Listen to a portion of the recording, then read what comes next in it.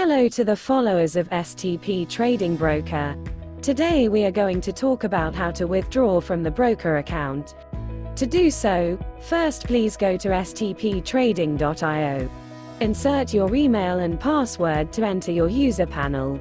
Once you enter your user panel, click on Funds on the left bar and then click on Withdraw. On this page, you need to fill in the details carefully. First, select your real account and then the withdrawal method. After that, insert the desired amount. Note, in the encrypted account section, make sure to select the account that you saved when creating the account. And finally, click on Next. On this page, confirm your request if you're sure about that.